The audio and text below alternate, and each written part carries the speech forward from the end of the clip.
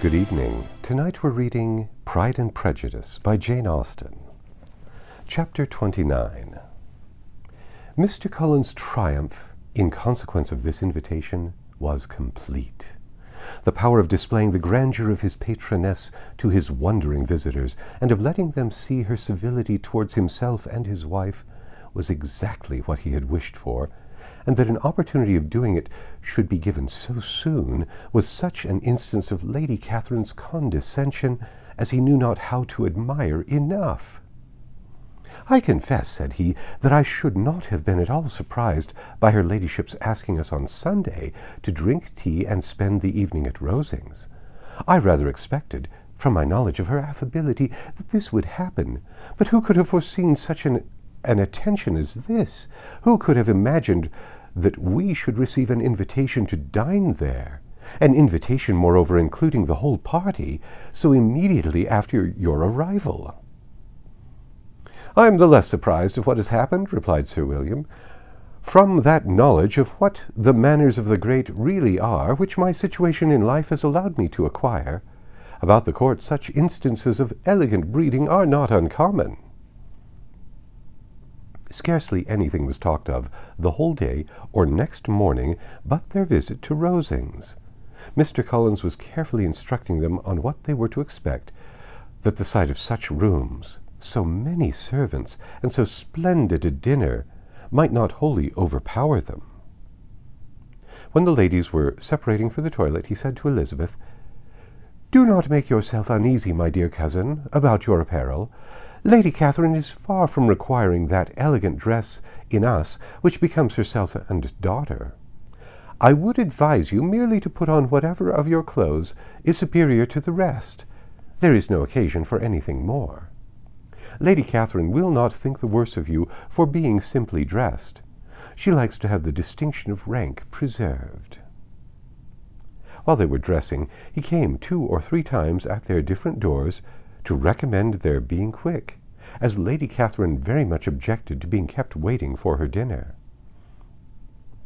Such formidable accounts of her ladyship and her manner of living quite frightened Maria Lucas, who had been little used to company, and she looked forward to her introduction at Rosings with as much apprehension as her father had done to his presentation at St. James. As the weather was fine, they had a pleasant walk of about half a mile across the park. Every park has its beauty and its prospects, and Elizabeth saw much to be pleased with, though she could not be in such raptures as Mr. Collins expected the scene to inspire, but was slightly affected by his enumeration of the windows in front of the house, and his relation of what the glazing altogether had originally cost Sir Louis de Bourgh. When they ascended the steps to the hall, Maria's alarm was every moment increasing, and even Sir William did not look perfectly calm. Elizabeth's courage did not fail her. She had heard nothing of Lady Catherine that spoke her awful from any extraordinary talents or miraculous virtue, and the mere stateliness of money and rank she thought she could witness without trepidation. From the entrance hall, of which Mr. Collins pointed out with a rapturous air the fine proportions and finished ornaments, they followed the servants through an antechamber to the room where Lady Catherine, her daughter, and Mrs. Jenkinson were sitting. Her ladyship, with great condescension, arose to receive them, and as Mrs. Collins had settled it with her husband that the office of introduction should be hers, it was performed in a proper manner, without any of those apologies and thanks which he would have thought necessary. In spite of having been at St. James, Sir Williams was so completely awed by the grandeur surrounding him that he had but just courage enough to make a very low bow and take his seat without saying a word. And his daughter, frightened almost out of her senses, sat on the edge of her chair, not knowing which way to look. Elizabeth found herself quite equal to the scene, and could observe the 3 ladies before her composedly. Lady Catherine was a tall, large woman with strongly marked features which might once have been handsome. Her air was not conciliating, nor was her manner of receiving them such as to make her visitors forget their inferior rank. She was not rendered formidable by silence, but whatever she said was spoken in so authoritative a tone as marked her self-importance, and brought Mr. Wickham immediately to Elizabeth's mind, from the observation of the day altogether. She believed Lady Catherine to be exactly what he had represented. When, after examining the mother, in whose countenance and deportment she soon found some resemblance of Mr. Darcy, she turned her eyes on the daughter, she could almost have joined in Maria's astonishment at her being so thin and so small. There was neither in figure nor face any likeness between the ladies. Miss de Bourgh was pale and sickly. Her features, though not plain, were insignificant, and she spoke very little except in a low voice to Mrs. Jenkinson, in whose appearance there was nothing remarkable, and who was entirely engaged in listening to what she said and placing a screen in the proper direction before her eyes. After sitting a few minutes, they were all sent to one of the windows to admire the view, Mr. Collins attending them to point out its beauties, and Lady Catherine kindly informing them that it was much better worth looking at in the summer. The dinner was exceedingly handsome, and there were all the servants and all the articles of plate which Mr. Collins had promised, and, as he had likewise foretold, he took his seat at the bottom of the table, by her ladyship's desire, and looked as if he felt that life could furnish nothing greater. He carved and ate and praised with delighted alacrity, and every dish was commended, first by him, and then by Sir William, who was now enough recovered to echo whatever his son-in-law said, in a manner which Elizabeth wondered Lady Catherine could bear. But Lady Catherine seemed gratified by their excessive admiration, and gave most gracious smiles, especially when any dish on the table proved a novelty to them. The party did not supply much conversation. Elizabeth was ready to speak whenever there was an opening, but she was seated between Charlotte and Miss de Bourgh, the former of whom was engaged in listening to Lady Catherine, and the latter said not a word to her all dinner-time.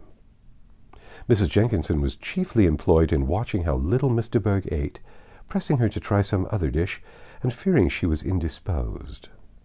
Maria thought speaking out of the question, and the gentlemen did nothing but eat and admire. When the ladies returned to the drawing-room, there was little to be done but to hear Lady Catherine talk, which she did without any intermission till coffee came in, delivering her opinion on every subject in so decisive a manner as proved that she was not used to have her judgment controverted.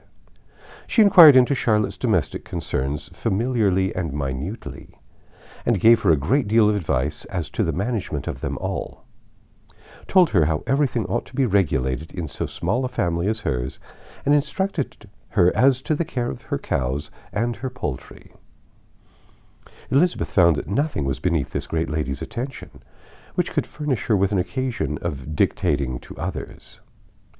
In the intervals of her discourse with Mrs. Collins, she addressed a variety of questions to Maria and Elizabeth, but especially to the latter, of whose connections she knew the least, and who she observed, to Mrs. Collins, was a very genteel, pretty kind of girl.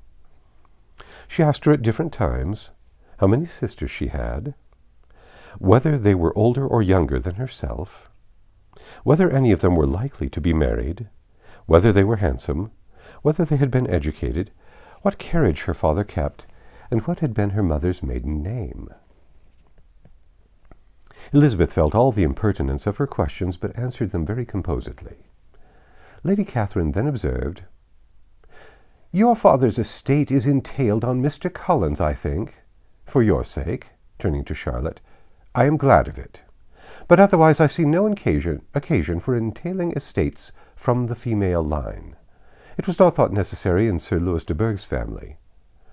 Do you play and sing, Miss Bennet?" "A little." "Oh, then some time or other we shall be happy to hear you.